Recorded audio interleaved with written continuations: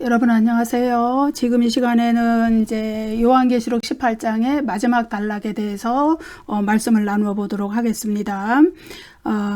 요한계시록 18장 21절부터 24절 이 부분에는 바벨론이 멸망했을 때 구체적으로 어떠한 모습으로 나타나는가, 그리고 그 멸망의 원인이 무엇인가, 이런 것에 대해서 말씀을 하고 있습니다. 18장 21절 말씀 먼저 읽어보겠습니다.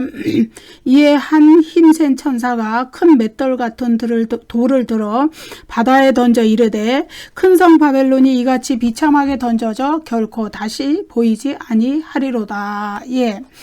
이제 계시록 18장 21절부터 23절 전반부에서는요, 사도 요한 당시에 바벨론으로 상징되는 로마의 멸망에 대해서 내적 관점에서 그 내부의 관점에서 묘사가 됩니다. 그래서 예술, 세공업, 상업, 또 그 큰 성 바벨론의 일상적인 생활 등 화려하고 사치스러운 도시 바벨론의 모든 것이 영원히 침묵하게 될 것이다. 멸망해서 영원히 침묵하게 될 것이다. 그런 것에 대해서 이야기를 하고 있죠. 그래서 계시록 18장 21절에서 이에 한 힘센 천사가 큰 맷돌 같은 돌을 들어 바다에 던져 이르되, 이것은 이제 천사가 먼저 보여준 거죠. 그 상징적인 행위로서. 그리고 큰 성 바벨론이 이같이 비참하게 던져져 결코 다시 보이지 아니하리로다. 이 구절은 이제 바벨론이 실제 맞닥뜨리게 될 심판에 대해서 여기서 던져져, 이것은 미래 시제로 이렇게 묘사가 되었습니다. 이 미래 시제는 요한이 환상을 보는 그 시점에서 당시 사도 요한 당시에 큰 성 바벨론으로 상징되었던 로마의 멸망을 내다보는 그 예언적 미래 시제이고, 또 하나는 역사적 종말에 예수 그리스도의 재림 때 있을 미래의 영적 바벨론의 영원한 멸망을 내다보는 그러한 미래 시제라고 할 수 있습니다. 구약 성경에도 바벨론과 두로라는 그 도시의 멸망에 대해서 예언한 구절들이 나오는데, 그러한 것들은 모두 이렇게 역사적 종말에 있을 영적 바벨론, 그리스도의 재림 직전에 가장 흥왕한 적그리스도의 정권이 들어설 때 그때에 가장 또 발달한 그 도시 문명, 문화, 우상숭배 문화와 경제적 번영, 이런 것들의 그 화려한 도시의 이런 모든 것들, 그런 것들이 다 결국은 처청주의 세상에 속한 것이기 때문에 멸망하고 말 것이라는 것을 보여주는, 미리 역사 속에서 미리 보여주는 모형이고 예표가 되는 것입니다. 한 힘센 천사가 큰 맷돌 같은 돌을 들어 바다에 던져 이르되, 한 힘센 천사라고 되어 있죠. 여기서는 이제 이 천사는 누구냐? 계시록 18장 21절 24절에 메시지를 전달하는 주체, 그 주체가 되겠습니다. 여기서 큰 맷돌 같은 돌을 들어 바다에 던졌다. 이거는 이제 사도 요한의 환상 속에서 본 장면이죠. 그 천사가 그렇게 상징적인 행동을 했다 이거예요. 물론 그 상징적인 행동이 가리키는 것은 바벨론의 미래의 심판이죠.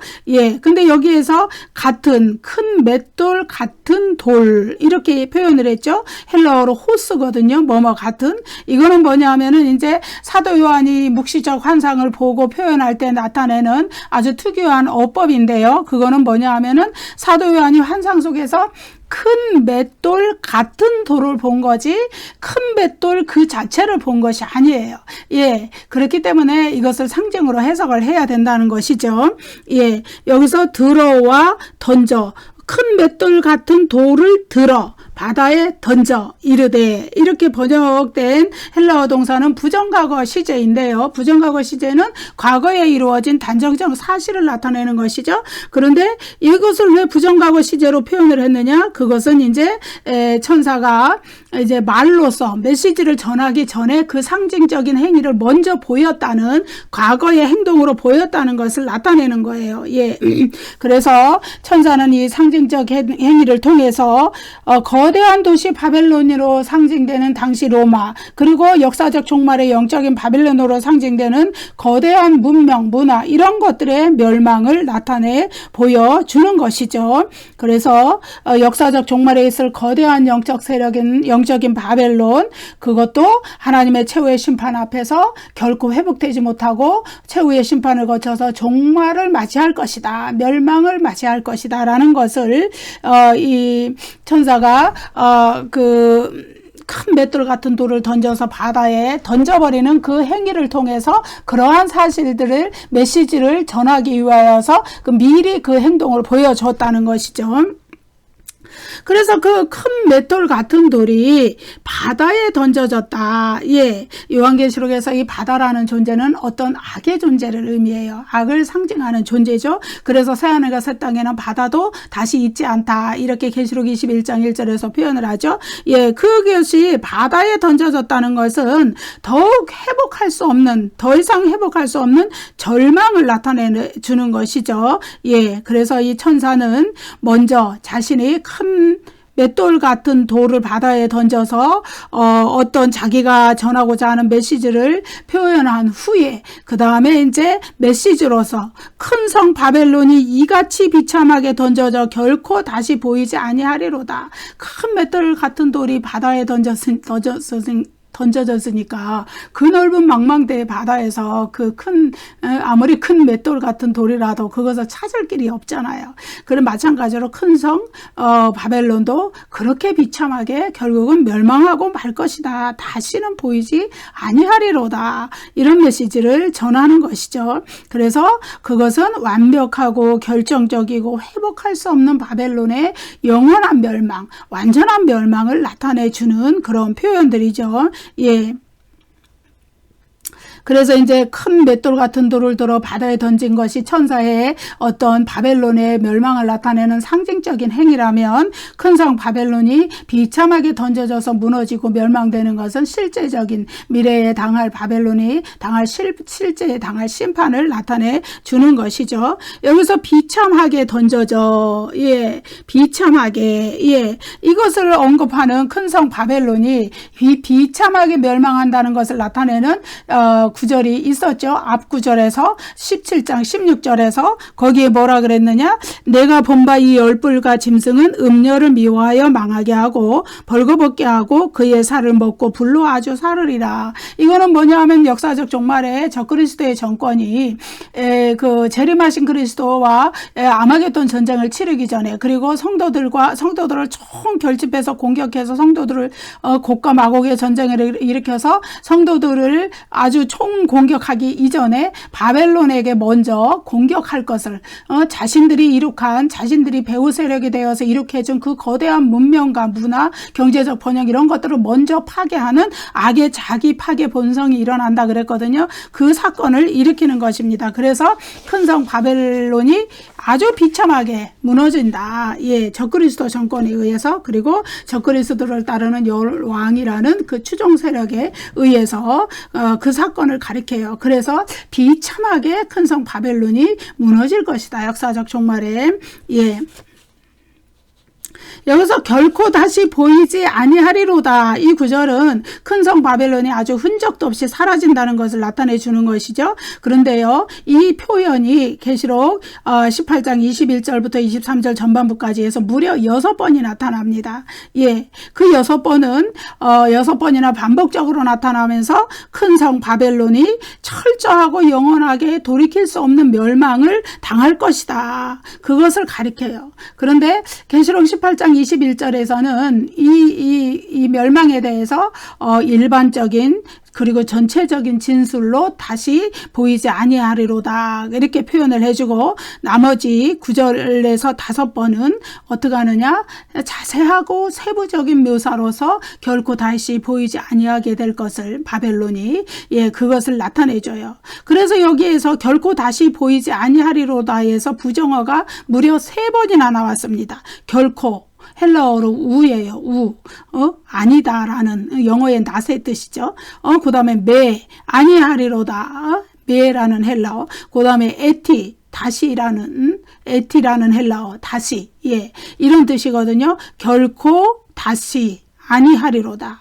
우, 매, 에티 이 세 가지의 부정어의 헬라어, 부정적인 의미를 담은 부정어, 헬라어 부정어, 삼중의 부정어로서 음녀 바벨론의 회복이 영원히 불가능하다는 것을 나타내 줍니다. 예, 바벨론으로 상징되는 경제적인 번영, 세상의 안일한 삶, 우상 숭배 문화의 안락함, 사치와 풍요, 다른 사람들을 희생하면서 그 이후에 누렸던 번영, 경제적인 번영, 이러한 모든 것들이 이제 사도 요한 당시에 그 로마의 멸망에도 그와 같이 적용이 될 것이고, 그리고 역사적 종말에 멸망할 영적인 바벨론도 바로 그와 같이 영원히 소멸되고 인간이 다시 찾을 수 없게 될 것이다. 예, 이것은 뭐냐 하면은 처음 하늘과 처음 땅과 바다가 없어지고, 이러한 음녀 바벨론의 모든 화려한 문화와 우상숭배 문화와 발전된 문명과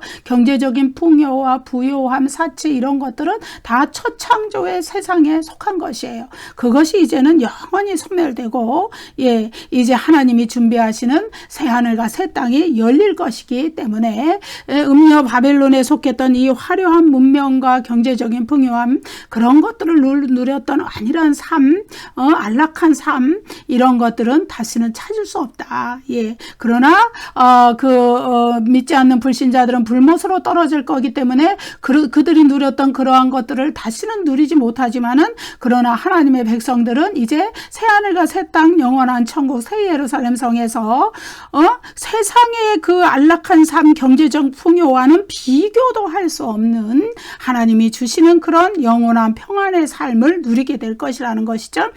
계시록 21장 1절에 그것이 나타나 있죠. 또 내가 새 하늘과 새 땅을 보니 처음 하늘과 처음 땅이 없어졌고 바다도 다시 있지 않더라. 이 바벨론의 세상이 다 없어진다는 거예요. 이제는 하나님의 백성들에게, 성도들에게 열어주시는 영원한 저 천국의 평안과 기쁨과 안락한 삶이, 고통이 없는 삶이 다시 열릴 것이라는 것이죠. 세상 문명은 사라져가고, 그리고 그 불신자들은 불못으로 다 떨어져서 그들이 누렸던 화려한 세상의 문화와 경제적인 번영은 온데간데 없어질 것이고, 하나님의 백성들에게는 영원한 천국의 기쁨과 평안이, 그리고 행복이 열린다. 그것이 계시록 21장 1절에서 말해주는 거예요.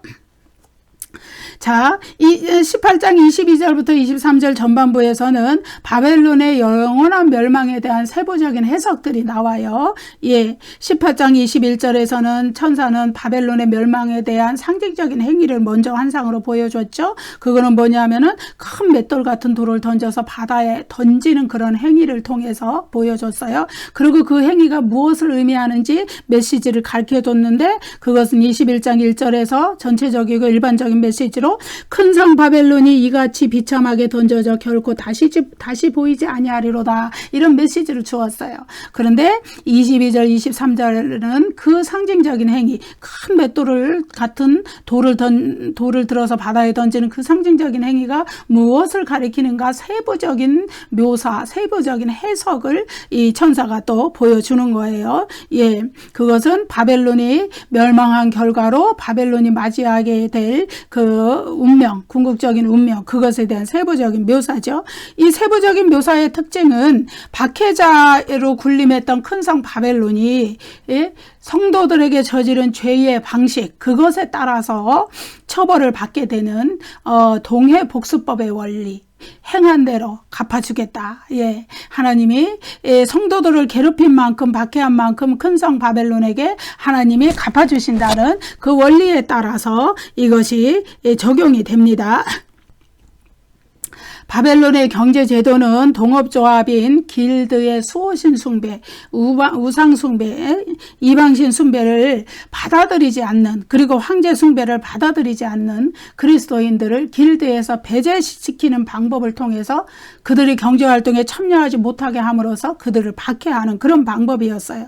그러한 조치 때문에 그리스도인들은 자신이 속한 그 사회 공동체에서 경제적인 활동, 경제체제에 참여를 못하는, 경제적인 지위를 상실해버리고 마는, 그래서 짐승의 표가 없이는 매매조차 할 수 없다는 그런 일을 당했기 때문에 결국은 가난해지고 굶주릴 수밖에 없었다. 예. 그래서 그리스도인으로서 신앙을 가진 성도들은 상인들, 또 직공들, 이런 모든 길드에서 다 배제가 돼버렸기 때문에 통상적인 경제 활동을 할 수가 없었던 거예요. 그래서 그들은 그런 경제 생활을 할 수 없을 때 그들에게 자연스럽게 찾아온 것은 가난이었죠. 예. 그래서 서머나 교회에게 계시록 2장 9절에서 그리스도께서 말씀하시죠. 내가 내 환난과 궁핍을 알거니와 실상은 내가 부요한 자니라. 신앙을 지켰기 때문에 이런 환난과 궁핍을 당했던 서머나 교회를 향하여서 하나님 그리스도께서는 뭐라 그러냐? 실상은 네가 부요한 자다. 영적으로 부요한 자고 하늘에서 너희의 유업이 있고 부요한 자라는 거예요. 예. 그래서 그들이 직공들로서 그 당시에는 다 길드였어요. 공업 길드, 상업 길드, 조합, 동업조합. 그런데 그 동업조합에 가입하면 우상을 숭배해야 됐고 황제를 숭배해야 됐기 때문에 그것을 거절하는 그리스도인들에게 직장은 없어진 거예요. 경제활동은 아예 없어진 거예요. 그러니까 가난하고 굶주리고 죽어갈 수밖에 없었던 거죠.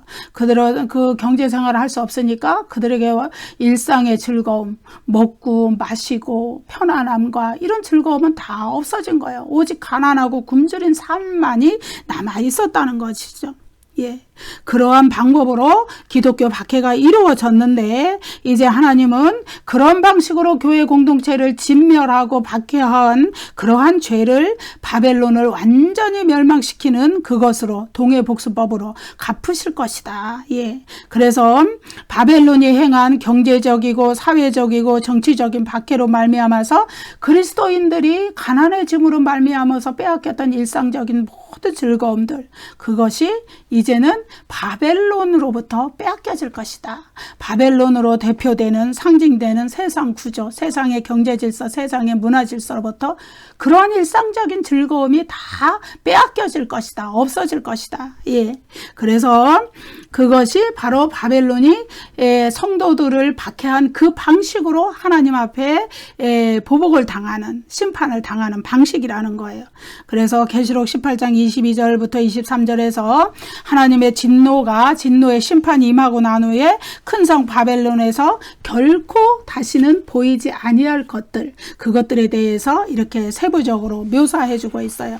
그래서 이 세부적인 묘사는 하나님의 심판으로 인하여서 멸망한 음녀 바벨론의 그 내부적인 모습, 아수라장 같은 정말로 고요한 침묵만이 흐르고 황폐화가 된 그러한 모습들, 그러한 모습들을 보여주는 거예요. 그래서 18장 22절부터 23절에 나타난 5가지의 결코 다시 아니하리로다. 우메에티. 이 구절은 동일한 구절이거든요. 헬라어 구절이거든요. 이 구절은 18장 14절에 확대 구절이라고 할 수 있어요. 18장 14절에서 뭐라 그랬냐면 결코 이것들을 다시 보지 못하리로다. 이랬거든요. 예.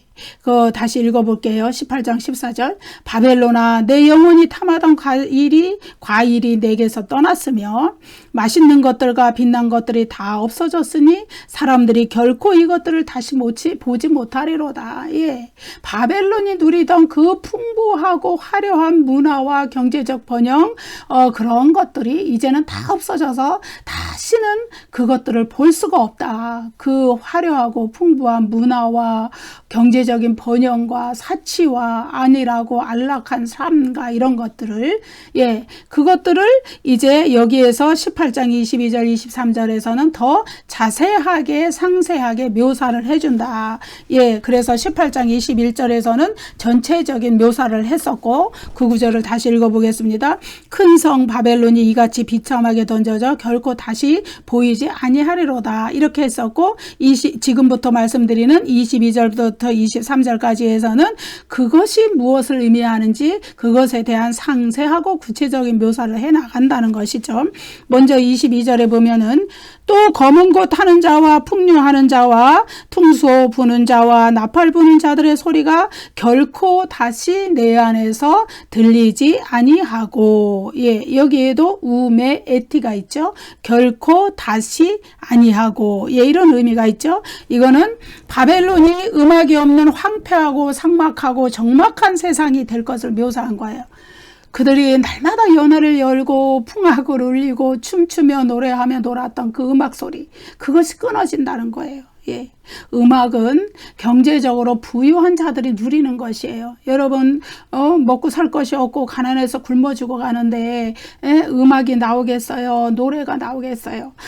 하나님을 믿는 자들은 신앙으로 인하여서 그 가운데서도 하나님께 찬양을 드릴 수 있지만은, 그러나 믿지 않는 자들은, 불신자들은 그렇지 아니하다. 예, 신음소리만이 나올 뿐이고, 그래서 그런 것들이 다 끊어진다는 거예요. 예, 그래서 부유한 자들이 음악을 누렸다는 점에서 이것은 경제적 심판을 의미하는 거예요. 경제적으로 그 부유하게 누리던 것들이 다 없어졌을 때 그들에게 음악은 자연스럽게 끊어진다는 거예요. 하나님의 심판을 받아서 황폐하게 되었을 때 그들의 연주하는 소리는 결코 다시 들리지 않을 것이다. 예. 그래서 이 음악, 연주, 이런 것이 의미하는 것은 인간의 기쁨, 인간의 희열, 인간의 그 누리는 평안, 이런 것을 의미하는데, 그런 것들이 다 송두리째 빼앗겨 버릴 것이다. 바벨론에게 심판이 임할 때, 예, 이런 것을 가리키는 것이죠.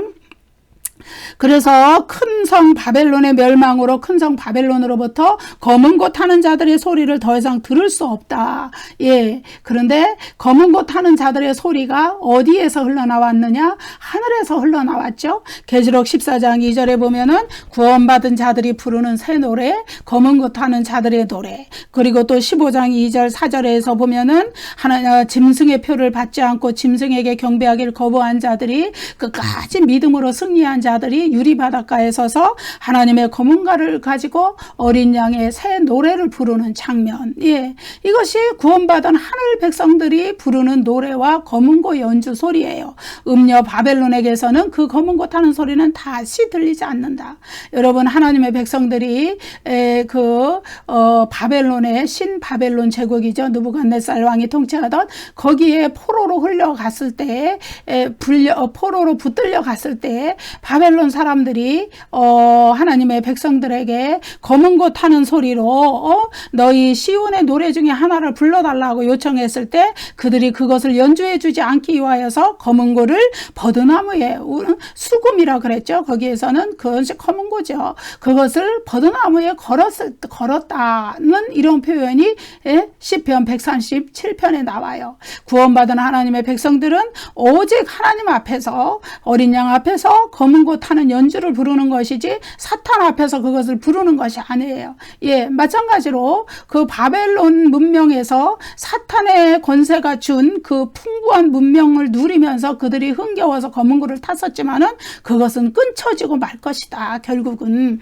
오직 하나님 앞에서 부르는, 하늘의 백성들이 부르는 검은 곶 소리만이 남아있게 된다. 예.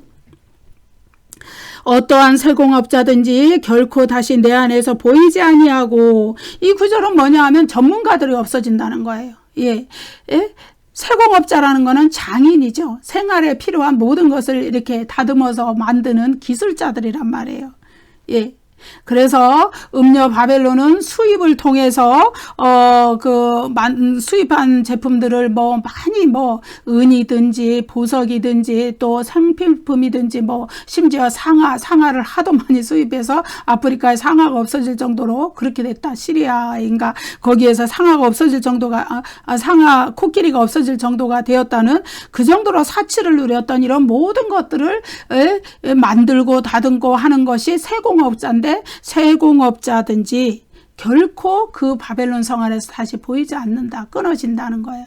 무역도 끊어지고 외국에서 수입하는 것도 끊어지고 물건을 만드는 전문가 세공업자들도 다 끊어지고 없어진다. 예, 여러분, 우리가 살아가는 세상에 그 물건을 만드는 그 장인들, 세공업자들, 그리고 기술자들이 없어진다는 것은 생활에 필요한 모든 것을 만들 수 없다는 그런 것을 의미하는 것이죠. 그래서 바벨론의 사치를 도와 쌓아왔던 그 사치 품목들을 만들어서 테이블도 은 테이블도 만들고 은 접시도 만들고 상하 코끼리로 장식도 만들어주고 우상도 만들어주던 그러한 일체의 기술자들, 세공업자들이 다 없어진다, 끊어진다. 예. 그래서 물질적인 쾌락을 추구한 도시 음녀 바벨론으로부터 하나님은 이제 그러한 모든 것을 철저하게 다 제거하실 것이다. 예. 이런 의미예요. 그 다음에 나오는 세 개의 구절은 일상적인 가정생활의 중단을 의미해요. 자, 또 맷돌 소리가 결코 다시 내 안에서 들리지 아니하고, 맷돌 소리가 들리지 않는다는 것은 가정에서 음식을 마련하는 소리가 끊어진다는 의미예요. 인간의 삶 자체가 먹는 것에 달려있죠. 먹지 않으면 일단 죽잖아요. 사람이 먹어야 활동을 할 수 있죠. 그런데 먹는 음식을 마련하는 가정에서 일상의 생활을 할 수 있는 맷돌 소리가 들리지 않는다는 거예요. 예, 가정의 일상생활이 중단된다는 거예요. 음녀 바벨론이 멸망된다는 거는 역사적 종말에 음녀 바벨론, 화려한 문명, 화려한 문화, 경제적인 이런 모든 것이 끊어질 때 인간의 일상생활도 중단이 된다는 거예요. 일상생활도 중단이 되고 이제 최후의 심판으로 이제 다 모든 악의 세력은 불못으로 진멸되어서 격리가 되고 하나님의 백성들은 영원한 천국으로 들어가기 때문에 당연히 이 세상에서 누렸던 그런 일상생활들은 중단이 되는 것이죠.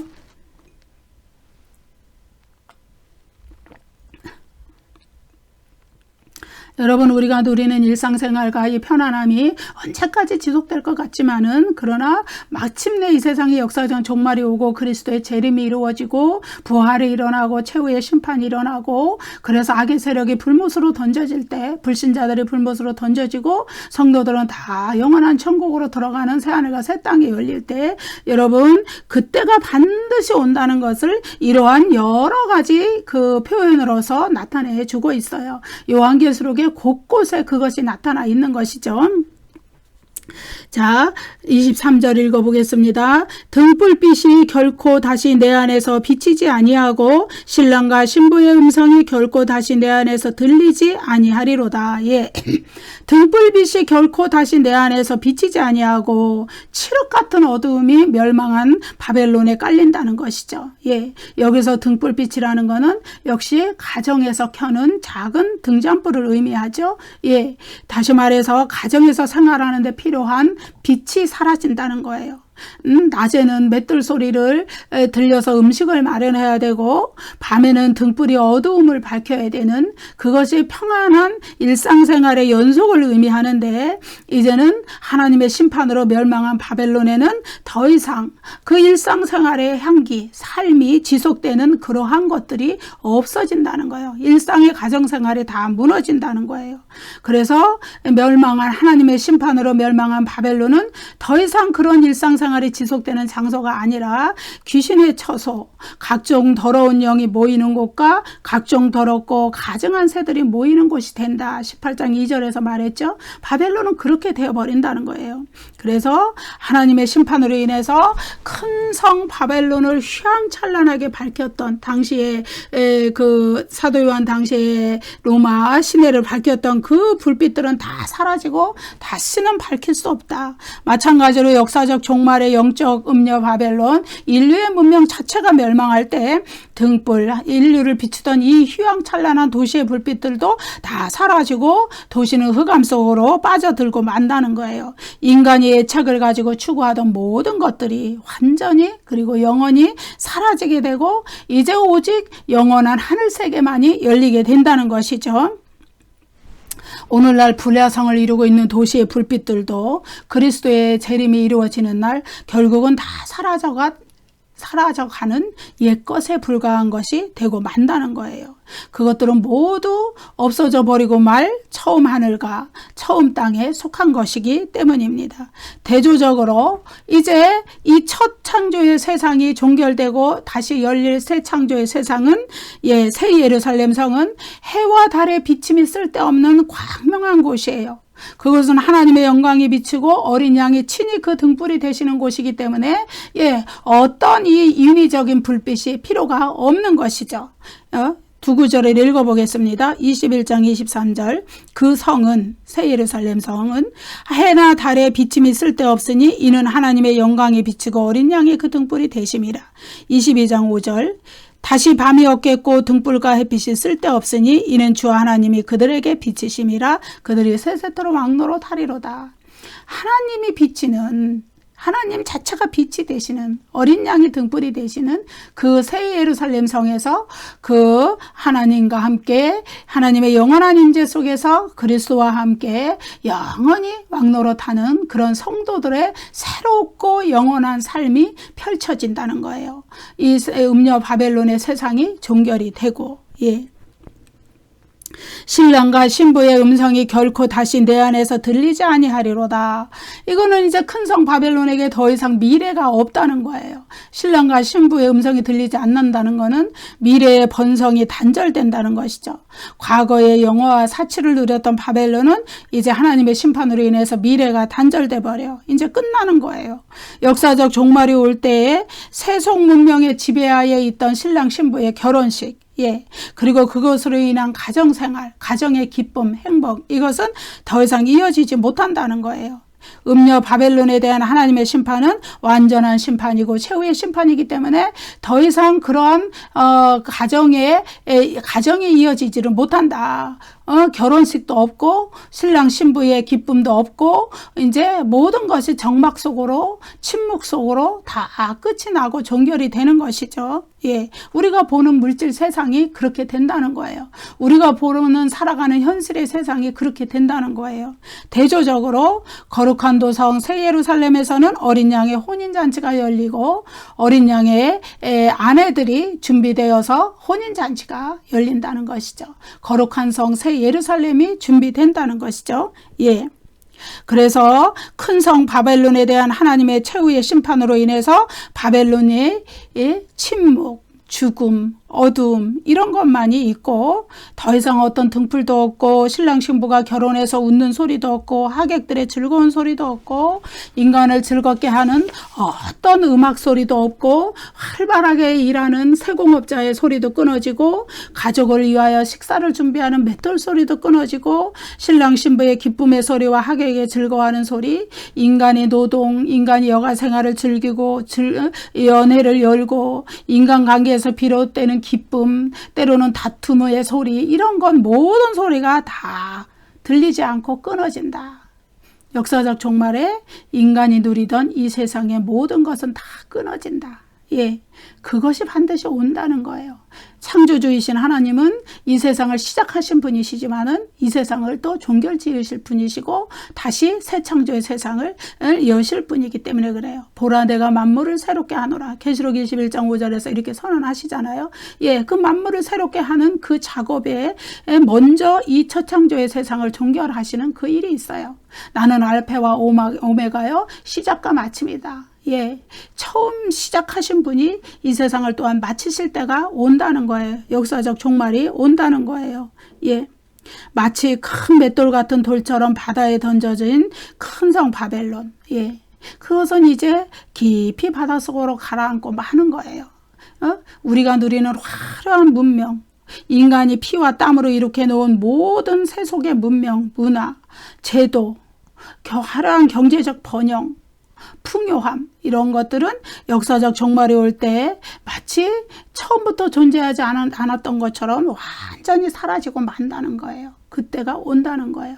여러분, 요한계시록은 역사적 종말에 대해서 이야기하고 있어요. 창세기는 이 세상의 창조, 이 세상의 시작에 대해서 얘기하지만은 요한계시록은 그것이 끝날 때가 온다는 것을 얘기하고 있어요. 그래서 요한계시록은 완성의 책이에요. 하나님께서 이 세상을 창조하셨고 시작하셨고 하나님께서 이 세상을 완성하시고 종결하실 거예요. 그리고 지금 세상보다 질적으로 비교할 수 없는 새 창조의 세상을 다시 여실 거예요. 요한계시록은 그것을 말씀하고 있어요.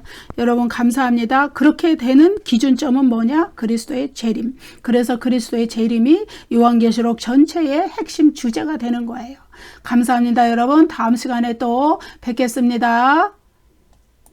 구독과 좋아요를 많이 눌러주세요.